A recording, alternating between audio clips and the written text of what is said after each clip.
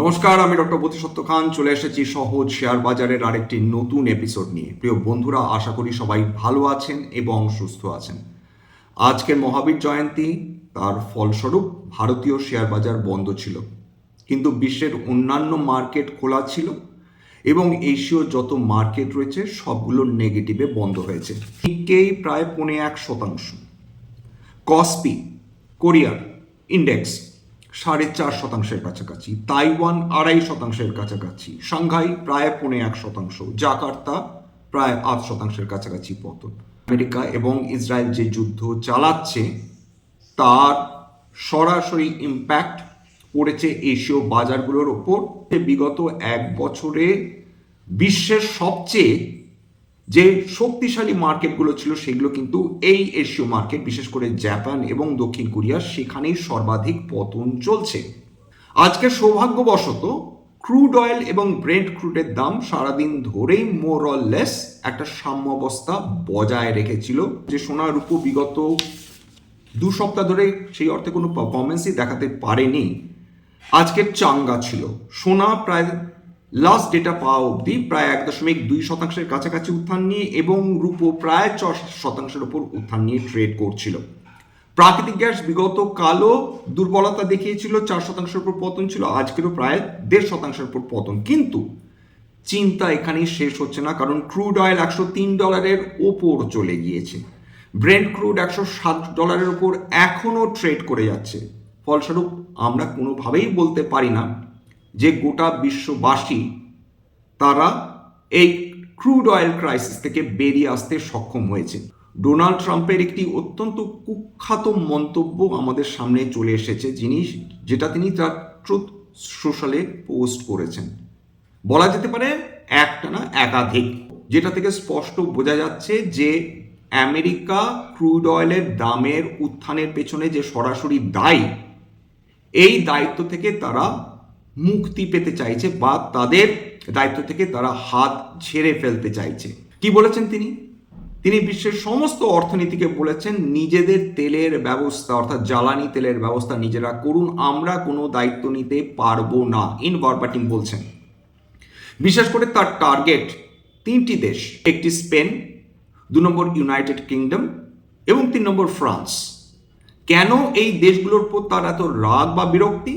এবং তার কথার মাধ্যমে এটা বোঝা যাচ্ছে বিশ্ব উচ্ছন্নে যাক, তার কিচ্ছুটি যায় আসে না। তার এখন একমাত্র লক্ষ্য যে গোটা ইরানকে কিভাবে ধূলিসাৎ করে দেওয়া যায়, অর্থাৎ একদম তাকে মিসাইলের সাহায্যে হোক বা বোমারু বিমানের সাহায্যে হোক গোটা ইরানকে ফ্ল্যাটেন আউট করা, তাকে আবার প্রস্তর যুগে পাঠিয়ে দেওয়া, এইটা তার এবং ইসরায়েলের একমাত্র লক্ষ্য বলে ধরা যেতে পারে। তিনি ইউনাইটেড কিংডমকে বলেছেন যে আপনারা দুভাবে নিজেদের অয়েল সিকিউরিটি বা এনার্জি সিকিউরিটি বজায় রাখতে পারেন। তিনি ইউনাইটেড কিংডমকে বলেছেন আমাদের কাছ থেকে তেল কিনতে পারেন, আমাদের কাছে প্রচুর তেল রয়েছে, অথবা আপনাদের যে সাহসটা নেই সেই সাহসটা জোগাড় করুন, নিজেদের জাহাজ পাঠান, স্ট্রেট অফ হরমুজ দিয়ে ঢুকুন এবং তেল সংগ্রহ করে বেরিয়ে আসুন। 2 নম্বর, ফ্রান্সকে বলেছেন যে আপনারা তো বেসিক্যালি কাপুরুষ মশাই, আপনারা তো আমাদের কোনো ধরনের সাহায্যই করতে চাইছেন না। ইভেন বিশেষ করে ইরানের ক্ষেত্রে আপনারা তো কোনো যুদ্ধ জাহাজও পাঠাননি, কোনো সৈন্যবাহিনী পাঠাননি, আমাদের সঙ্গে যৌথ কোনো আক্রমণেও যাননি এবং যেতেও চাইছেন না। উপরন্তু আপনারা যে অত্যন্ত অন্যায় করেছেন, এটা ডোনাল্ড ট্রাম্পের ভার্সন। কি বলেছেন উনি বলেছেন যে আমাদের বিমান সেটা ইসরায়েলের দিকে উড়ে যাচ্ছিল বিভিন্ন ডিফেন্স ইকুইপমেন্টস নিয়ে, অর্থাৎ অস্ত্র সম্ভার নিয়ে।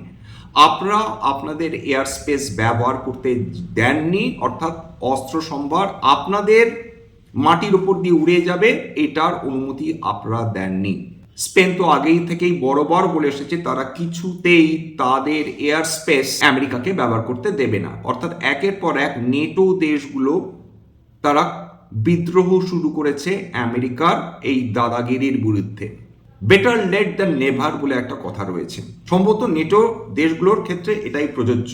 বাংলাতে একটা কথা খুব প্রচলিত, চাচা আপন প্রাণ বাঁচা। নেটো গ্রুপ বুঝতে পেরেছে একদিকে রাশিয়ার সঙ্গে বিরোধ যদি তারা জারি রাখে তারা না তেল পাবে না গ্যাস পাবে, সম্পূর্ণ ইউরোপ তারা একদম নির্ভরশীল রাশিয়ান তেল এবং গ্যাসের ওপর। ইটালির প্রধানমন্ত্রী আজকের আমেরিকার প্লেনকে তাদের মাটিতে নামার অনুমতি দেননি। অর্থাৎ চারটে মূল দেশ, মূল অর্থনীতি ইউরোপের, তারা আমেরিকার প্লেনকে তাদের জমি ব্যবহার করতে অনুমতি দিচ্ছেন না। ইউনাইটেড নেশনস বলে যে কোনো অর্গানাইজেশন রয়েছে এটা ভুলে যান, এটা একটা ডিফাঙ্কড বডি হয়ে গেছে। যারা সুপার পাওয়ার্স রয়েছে তারা নিজেদের মতন, নিজেদের ইচ্ছে মতন আইনকে দুমড়াচ্ছে, মোচড়াচ্ছে, কোনো আন্তর্জাতিক নিয়মকানুন তোয়াক্কা করছে না। এবং সেই প্রসঙ্গে এই কথা, ইরানে একটি এয়ারলাইন্স রয়েছে, মহান এয়ারলাইন্স। ভারতবর্ষ ইরানকে চিরকাল সাহায্য করে এসেছে এবং তার মধ্যে অন্যতম সাহায্য হচ্ছে হিউম্যানিটেরিয়ান এড, অর্থাৎ মানবতার খাতিরে সাহায্য করা। ইরানে একটা সংস্থা রয়েছে ক্রেসেন্ট বলে, তাদেরকে ভারতবর্ষ ওষুধ এবং খাদ্য সরবরাহ করে থাকে, বহু বছর ধরেই করে আসছে। এবং এগ্রিমেন্টটা এই খাতিরে যে এই দুটি সভ্যতা, অর্থাৎ পারস্যের সভ্যতা এবং ভারতীয় সভ্যতা হাজার হাজার বছরের পুরনো, সুতরাং এই দুটি দেশ পরস্পরকে সাহায্য করবে, এরকম একটি চুক্তি ভারতবর্ষ এবং ইরানের মধ্যে বরাবর ছিল, এখনো রয়েছে। এই যুদ্ধকালীন পরিস্থিতিতেও ভারতবর্ষ বরাবর যেরকম নন অ্যালাইন মুভমেন্ট, যেটা স্বাধীনতার পর থেকেই শুরু হয়েছিল, সেটাতেই এখনো ভরসা রেখে চলেছে।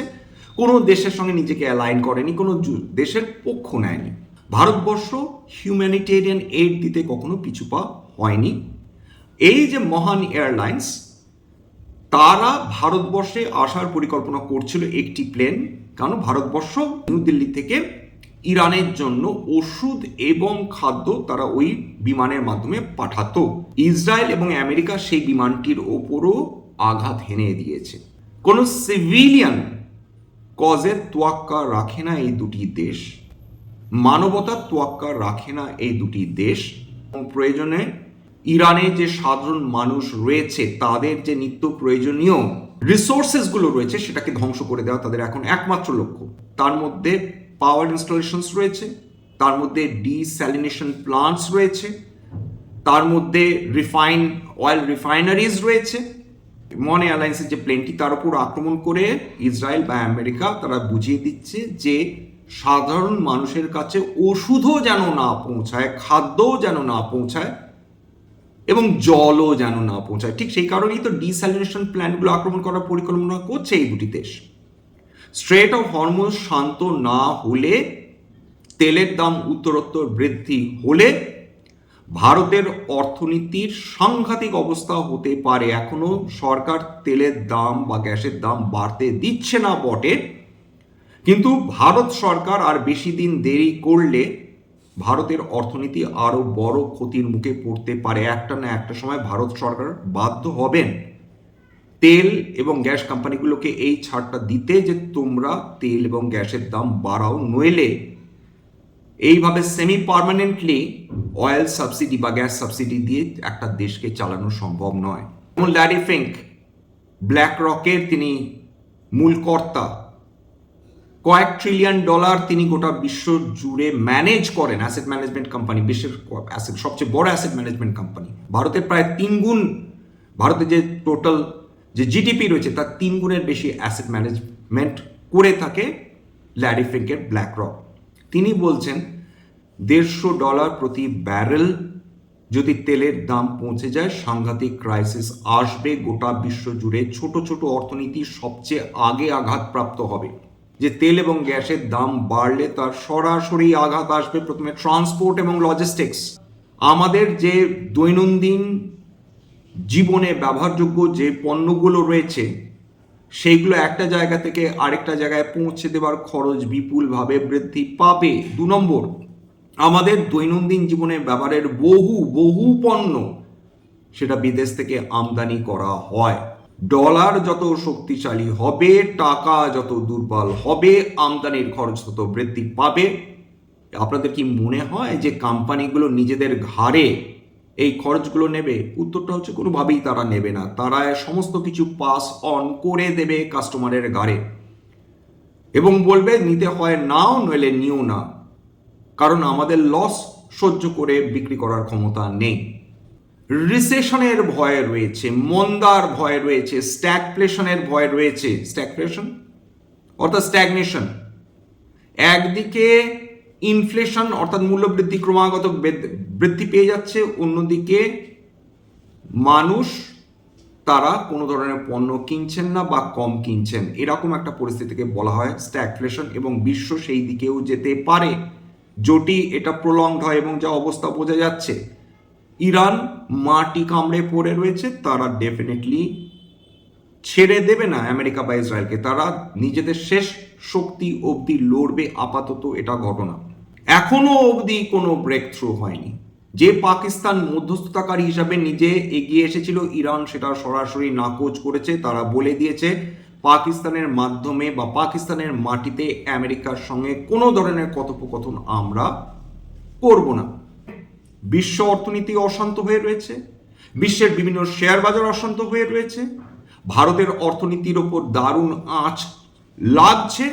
ক্রুড অয়েলের দাম না কমলে, গ্যাসের সাপ্লাই না থাকলে ভারতে একের পর এক সেক্টর ক্ষতিগ্রস্ত হতে থাকবে। এপ্রিলের পয়লা সপ্তাহ থেকে একের পর এক রেজাল্ট বেরোতে থাকবে। সবার প্রথমে, বিশেষ করে দ্বিতীয় সপ্তাহে স্পষ্ট হয়ে যাবে, বড় বড় আইটি কোম্পানিগুলো তাদের ত্রৈমাসিক ফলাফল প্রকাশ করবে। এইখানে আমরা প্রথম ইঙ্গিত পাবো যে আর্টিফিশিয়াল ইন্টেলিজেন্সের কারণে আইটি কোম্পানিগুলো, বিশেষ করে বড় বড় আইটি কোম্পানিগুলো কোনোভাবে ক্ষতিগ্রস্ত হলো কিনা। যদি সেরকম ইঙ্গিত থাকে তাদের প্রকাশিত ত্রৈমাসিক ফলাফলে যে আর্টিফিশিয়াল ইন্টেলিজেন্সের কারণে তাদের ব্যবসার ক্ষতির মুখ দেখছে, বা তাদের প্রফিটেবিলিটি কমে যাচ্ছে বা সেলস কমে যাচ্ছে, সেটা কিন্তু সিঁদুরে মেঘ দেখা হবে আমাদের পক্ষে। অর্থাৎ যাকে বলা যেতে পারে শাখের করাত, এদিকে গেলেও কাটবো, ওইদিকে গেলেও কাটবো।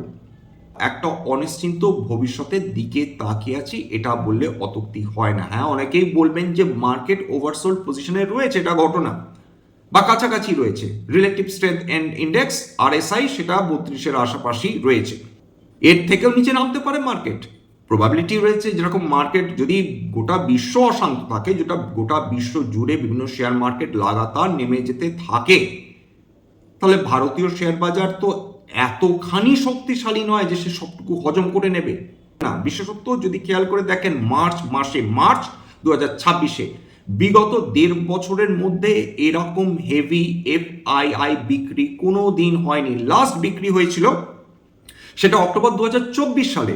তখন ফরেন ইনস্টিটিউশনাল ইনভেস্টার্সরা প্রায় 94 থেকে 95 হাজার কোটি টাকার শেয়ার বিক্রি করে দিয়ে চলে গিয়েছিলেন। তারপরে এখন মার্চ 2026, 1,10,000 কোটি টাকার উপর শেয়ার বিক্রি করে দিয়ে ফরেন ইনস্টিটিউশনাল ইনভেস্টার্সরা বা ফরেন পোর্টফোলিও ইনভেস্টার্সরা তারা চলে গিয়েছেন। কবে ফিরবেন আমরা জানি না। এপ্রিল মাসে নতুন করে বিক্রি শুরু করবেন কিনা সেটাও আমরা জানি না। মার্কেট যে পজিশনে রয়েছে, অর্থাৎ হেভি সেলিং হয়েছে, খুব স্বাভাবিকভাবে মানুষ একটা রিলিফ র্যালি প্রত্যাশা করতেই পারেন। সেটা কালকেও হতে পারে, পরশু দিনেও হতে পারে। বিশেষ করে গিফট নিফটি আজকে লাস্ট ডেটা পাওয়া অবধি পজিটিভেই ছিল। আমেরিকান মার্কেটে সেটা ন্যাসড্যাক ফিউচার বলুন, ডাউ জোন্স ফিউচার্স বলুন, বা স্ট্যান্ডার্ড অ্যান্ড পোর ফিউচার্স বলুন, প্রত্যেকটাই কিন্তু প্রায় 1.5 থেকে 1% ওপর উত্থান নিয়ে ট্রেড করছিল। কারণ ওভারনাইট সবকিছু পরিস্থিতি বদলে যেতে পারে, বিশেষ করে যখন ডোনাল্ড ট্রাম্প প্রেসিডেন্ট হিসেবে অধিষ্ঠিত রয়েছেন আমেরিকাতে। মার্কেট হয়তো সামান্য হলেও কিছুটা স্টেবিলিটি দেখলেও দেখতে পারে আজকাল, হয়তোবা। বিভিন্ন সেক্টরের উপর ইম্প্যাক্ট, বিগতকাল তো আপনারা দেখেছেন যে অটো সেক্টরের উপর কি দারুণ ইম্প্যাক্ট এসেছে। যদি টাটা মোটরসের শেয়ারগুলো দেখেন, মানে tata motors passenger vehicles, tata motors commercial vehicles, দারুণ পতন এসেছে। এবং অটো সেক্টর ততদিন স্টেবিলিটি দেখাতে পারবে না যতদিন না অয়েল প্রাইসের স্টেবিলিটি অ্যাটেন করে বা অ্যাচিভ করে। অটো সেক্টর ততদিন ক্ষতিগ্রস্ত হওয়ার সম্ভাবনা রয়েছে যতদিন যুদ্ধ চলবে। তেল এবং যুদ্ধ অটো সেক্টরকে সবচেয়ে বেশি ক্ষতিগ্রস্ত করে। একটা প্রশ্ন এটাও চলে আসছে, রিজার্ভ ব্যাঙ্ক অফ ইন্ডিয়া এই মুহূর্তে কি তারা রেপো রেট বাড়াতে পারে, অর্থাৎ ইন্টারেস্ট রেট বাড়াতে পারে? বিশেষজ্ঞরা বলছেন তার সম্ভাবনা কম, কারণ এখন ইনফ্লেশন, সেটা অর্থাৎ কনজিউমার প্রাইস ইন্ডেক্স ইনফ্লেশন, সেটা এখনো 4%-এর নিচে রয়েছে। কারণ রিজার্ভ ব্যাংকের কমফর্ট জোন হচ্ছে 4%।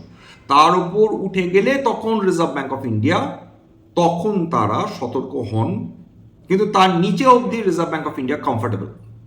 এরকম একটা অনিশ্চিন্ত পরিবেশে আবার বলছি যে রেট সেন্সিটিভ সেক্টরগুলো কিন্তু সবচেয়ে বেশি ঘা খেয়ে থাকে। সতর্ক থাকুন। অত্যাধিক অ্যাডভেঞ্চারাস হওয়ার কি আমাদের এই মুহূর্তে কোনো প্রয়োজন রয়েছে? কোথাও রয়েছে না। অয়েল এম্বার্গোর সময় $3 তেল প্রতি ব্যারেল, সেটা $12 প্রতি ব্যারেল উঠে গিয়েছিল। সেখানে ভারতের ইনফ্লেশন বৃদ্ধি পেয়েছিল 1 বছরে 27%। 1 বছরে 27%। এক্সপোর্টমুখী কোম্পানিজগুলো তারা কিছুটা বেনিফিটেড হতে পারে যদি তারা ঠিকঠাক করে পণ্য সাপ্লাই করতে পারে, তো কারণ তাদের ফরেক্স গেন হওয়ার সম্ভাবনা রয়েছে, বিশেষ করে আইটি কোম্পানিজগুলোর ক্ষেত্রে। কিন্তু ইম্পোর্টমুখী কোম্পানিগুলো তাদের বড্ড ক্ষতি হয়ে যাচ্ছে এবং তার ফলে জনসাধারণের আরও বেশি ক্ষতি হওয়ার আশঙ্কা থেকে যাচ্ছে বই কি। কারণ অর্থনীতিতে আঘাত আসলে, ইনফ্লেশন বৃদ্ধি পেলে 1% ইন্ডিয়া তার এফেক্টেড হয় না। এফেক্টেড হয় মধ্যবিত্ত, এফেক্টেড হয় যারা বিলো পভার্টি লাইন যারা বেঁচে আছেন। স্ট্যান্ডার্ড ডিসক্লেমার, এটা কেবলমাত্র একটা এডুকেশনাল চ্যানেল। বাঙালি বিনিয়োগকারীদের ইনভেস্ট অ্যাওয়ারনেস বৃদ্ধির জন্য এখানে কোনো ধরনের কোনো শেয়ারে buy sell recommendation, suggestion, advice এমনকি ইনফ্লুয়েন্স করার প্রচেষ্টা নেই। আমার কথা শুনে যদি কোনো শেয়ারে বাই সেল সিদ্ধান্ত বা কোনো অ্যাসেটে বাই সেল সিদ্ধান্ত নেন, ক্ষতির মুখোমুখি হতে পারেন। সুতরাং সবসময় একজন সেবি রেজিস্টার্ড ইনভেস্টমেন্ট অ্যাডভাইজারের পরামর্শ নেওয়ার চেষ্টা করবেন বা নিজে ডিউ ডিলিজেন্স করবেন। সেক্ষেত্রে আপনারা উপকৃত হলেও হতে পারেন। আজকের জন্য নমস্কার।